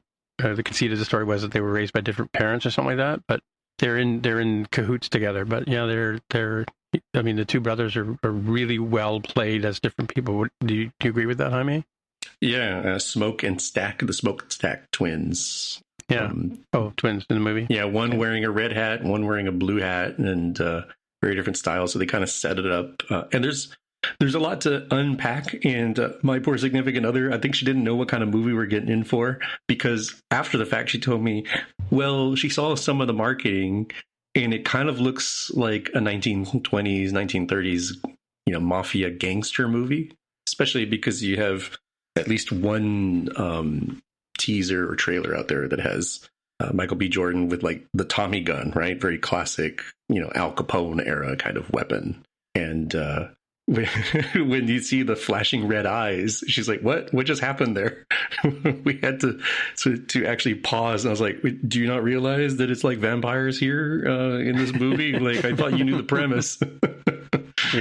Yeah, and there's some sort of thing about something magical about the barn that they're in. They couldn't go in or something like that. Well, that's there's a variety of vampire lore, but there is part of the lore that says that vampires cannot enter a building unless they are invited in. Oh, right. Yeah. Yeah. I mean, there's different ones. I mean, some can say like, they can be in the sunlight and have sparkly skin. Like that's the Twilight series lore. So this follows a different, more traditional lore around that. And it's, very much allegorical I don't want to get into spoilers on this, very allegorical around cultural assimilation and appropriation and race relations of that era and arguably till today. So it felt a lot like a Jordan Peele kind of movie. Mm-hmm. So if you like... Yeah, it's a Ryan Coogler movie, for sure. Yeah, it's a Ryan Coogler movie, but like if you like, those sorts of things like Nope and Get Out and those kinds of movies, I feel like it fits of that sort of feel. Next one is the Laugh a Minute, apparently. One Battle After Another, which I think is more accurately described as like, what if the... people have said Terminator and Terminator 2 Judgment Day are basically just long chase scenes. And that's, I think, largely true of One Battle After Another, except it is mildly more comedic, Well, I mean, I guess the end of the Sean Penn character is a bit funny, right? Sean Penn plays a rather fascinating general, corporal, I forget his military rank. He was an admiral or a colonel at the end, but he's like a sergeant or captain or something in the beginning. Yeah, he's an 18-year gap between the beginning and the second half. He's like a bad guy version of like Popeye is kind of what the role is doing. It's very exaggerated mannerisms, very sort of over the top kind of character for sure. I mean, everybody in this is a little bit sort of hyper version of themselves. Even Benicio del Toro as the sensei is a little bit tongue in cheek, a little bit over the top too, right? I think everybody's kind of got a little bit sort of hyper realistic kind of vibe to them, but Sean Penn definitely the most. Yeah, but enjoyable film. It's a tense film. I don't think you feel good about yourself at the end of the film, so I don't really think it qualifies as comedy. But if you want to see, revolutionaries trying to fight for what they believe is right against oppressive governments, and Leonardo DiCaprio just really losing his cool like the entire time. This is for you. Yeah, it is an edge of the seat movie. I mean, I did really enjoy the. You want to see it to the end for sure. Yeah, I mean, I thought it was really good, and it's unusual in that it's kind of timeless but incredibly timely. Mm-hmm. Like, it could scary, have been scary in a sense too, right? Like, well, I mean, again, you don't have to look very hard to find the comparisons for this stuff for sure. It's a little chilling, honestly. Well, at times. if we'd seen this movie 3 or 4 years ago, you might think, oh, it's a bit of a stretch. But now you're like, I don't think it's realistic enough. Yeah. Kind of makes like you wonder. The secret society guys making all the decisions in the back room. I mean, no. Yeah, that's what I'm saying. The Christmas Adventurers Club, like, does it, Hail Saint Nick? Does that, you not think somewhere there's a bunch of rich white fellows doing that kind of stuff somewhere? Wasn't it Project 26 or something like that they called it? Or 2025, Project 2025. Yeah. Similar idea, yeah. Yep. Mm-hmm. Sorry, I mean, we stole your No, I think the Christmas Club is quite interesting of it having a surface level, very civilized, congenial, group of people who are casually talking about just horrific things that they believe are the right thing to do. All right, I guess I'm up. The one I've got on here is something to look forward to. We are a couple days away from the debut of A Knight of the Seven Kingdoms, just as a reminder. This is another prequel to Game of Thrones based on the set of novella done by George R.R. Martin based on Dunk and Egg, a series of I think 3 novellas that he's written on them. And he actually announced today he's working on a new one, too. Because God forbid he write the books that he's supposed to write when he could write other books. It'll be interesting to see how this is going to land. It's a different format. It's not an hour-plus long drama. It is, I think, only like 35 minutes, something like that, 32 minutes. It's a shorter season. It's shorter episodes. These are meant to be just a little bit lighter, a little bit more not, the what's happening in the halls of power, but what kind of is happening out in the fields. But so far, the embargo came down today, so some of the reviews have started coming out for the first episode, and they are glowing. And people have said it's a real breath of fresh air for this franchise. So that's something to look forward to. And hopefully this is going to be a nice addition to this world, because I think we're going to need this, because it's going to be a really gross season of House of the Dragon coming up with everybody is going to die. It's going to be horrible. It's going to be a bloodbath. So, yeah. Well, in the grand scheme of things, they all die, right? Because True. The Game of Thrones takes place in the future. The future, the past, an alternate world, something. One of those things. Yep. Cool. Yeah, looking forward to that one, too. And it looks like a fun romp. Yeah, we'll have to decide if we're gonna add that to our mix for doing that next week. It falls into the fantasy thing, doesn't it? I guess. Sure does. All right. Well, I guess that's it for another week. So, hey, Jonathan, people want to get in touch with you. Where would they find you? Oh, come on. Join our Slack channel. We have a good time. Come find me on the Slack channel. Yeah, I should put the link. That's what I wanted to do. I put the link on the show notes. I forgot to do it last week, but I'll do it this week. And then, Jaime, people want to get in touch with you. Where would they find you? I'm on Instagram as @DevOfTheHair. All right. So my name is Tim Mitra, TIMMITRA. You find me lurking on Reddit and Substack and Blue Sky and Mastodon. So yeah, that's where you'll find me, as well as on all the other places. But yeah, except for that one, which shall remain nameless. Until next time, we'll see you in the future. Bye. Bye. You've been listening to the Spockcast podcast. If you want to find out more about the podcast or see the episode show notes, visit the Spockcast website at spockcast.com. If you have feedback or questions, you can get in touch with us on the website. If you like the show, please consider recommending us to a friend, writing a review on iTunes, or pledging any amount at patreon.com/Spockcast. You can find details on how to help us on our website, spockcast.com/sponsor us. Thanks for listening, and we'll see you in the future.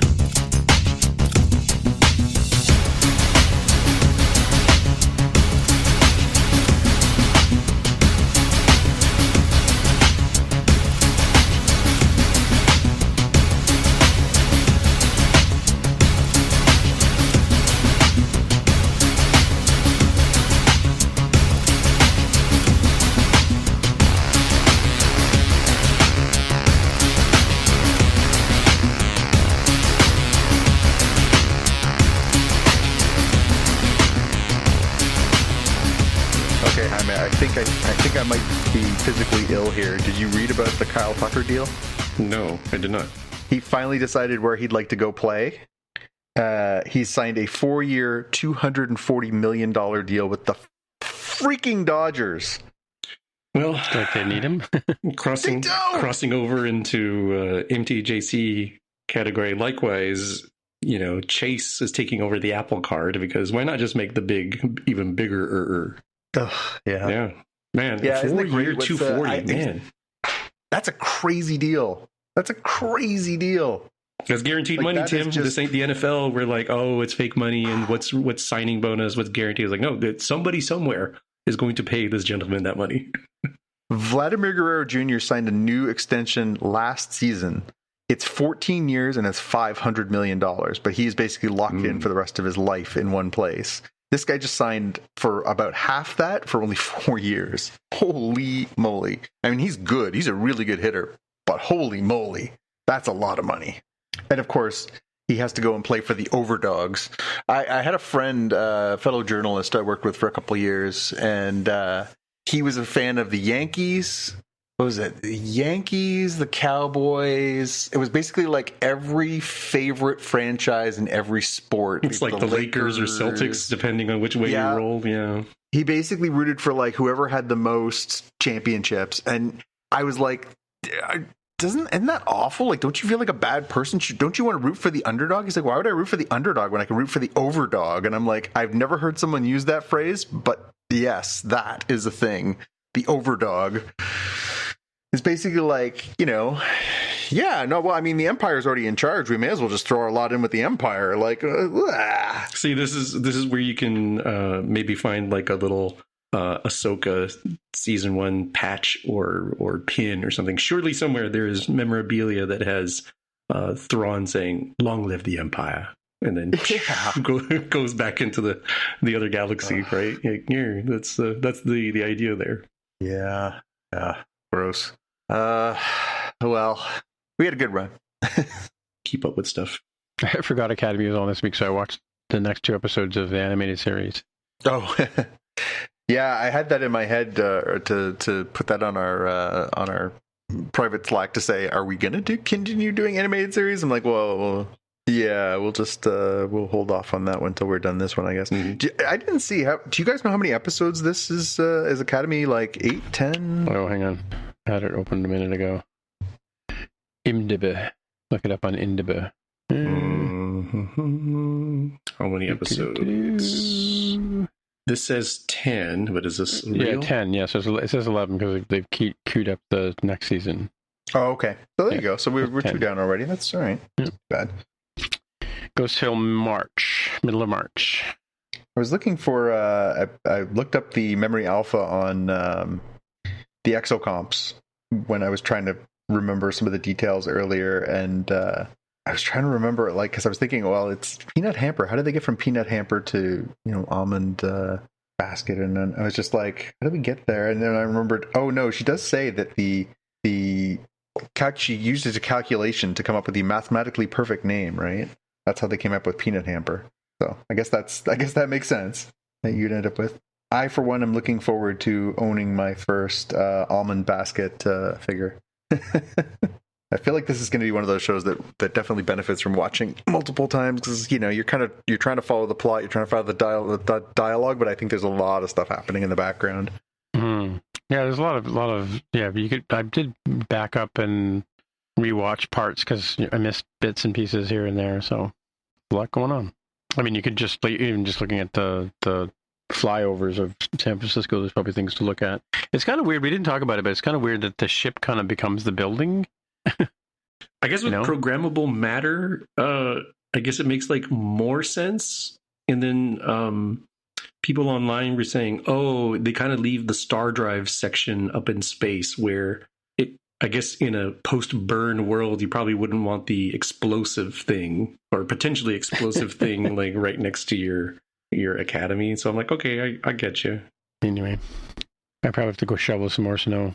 Yeah, it's funny that you got it this time, and it's been warm and rainy here for the last 2 days. What was warm here a couple of days ago? It was 12 degrees or something. I saw the forecast for the next few days here is snow, and more snow. So great. Snow, and more snow. Yeah, very excited. Cool. Yeah, you're probably getting what's coming from us. Yay! Yeah. Yeah, we had a lot of snow this morning. It was like almost when we took the dogs to the park. Mac was like almost up to his belly in snow, right? So. Yeah, I saw some pictures on social this morning from Toronto. It looked pretty apocalyptic. Hopefully, you guys don't have to call in the army again. No, I went out and I took care of it for everybody. Like I did the whole front of our house and the neighbor's house. And then in the afternoon, it was even more like the hanging lights you see up there. They've got probably like 6 inches of snow just sitting on top of them now. Yeah. We had some quite unpleasant weather over the last week because it went from cold to warm, and then everything started to melt and turn to ice, and then it got hard. So there was a layer of ice, and then it snowed on top, and it was so bad. The guy who comes and does my driveway. Oh, you have a guy who does. I was going to say, how do you do your driveway? Yeah, I mean, I got my snowblower fixed, or I fixed my snowblower.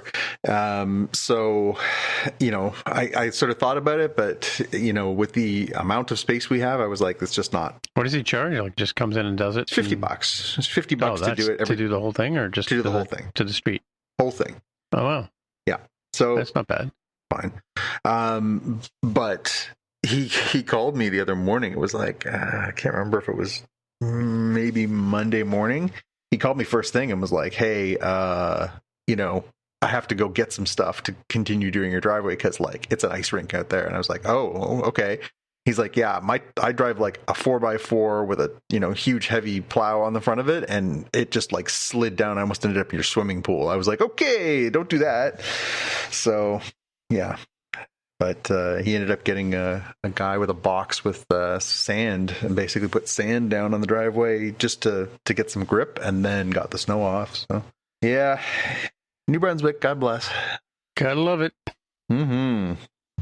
Cool. All right. I'm going to head out. All right.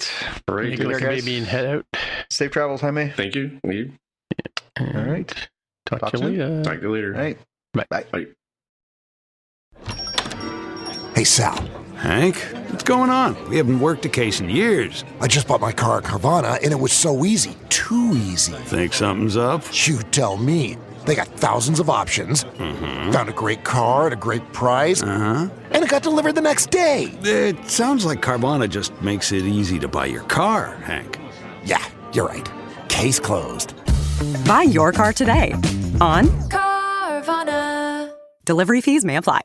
If you're a podcast host, listen up, this one's for you. My name is Allie Jackson. I'm the host of Finding Mr. Height, a dating and relationship podcast that I've been doing for 4 years now, sharing my positive and practical approach to dating that's built on my own life experience. And I wanted to share another experience that I've had, my secret behind monetizing my show. It's called Red Circle, and I was just telling my colleague about how much I love their platform. With Red Circle, not only am I getting a seamless hosting experience, but I also love the support I receive in ad sales. It's not just typical ad sales either. It's targeted opportunities based on my show and my life. And the platform is super simple. You just set your preferences and Red Circle matches you with sponsors that align with your show. You can vet every opportunity and their platform gives you great analytics. More recently too, my Red Circle team has brought me opportunities outside of my podcast on social media to really augment the podcast partnerships, bring them full circle. I just can't recommend them enough. If you want to give it a try, go to redcircle.com to get your free trial. That's redcircle.com for a free trial.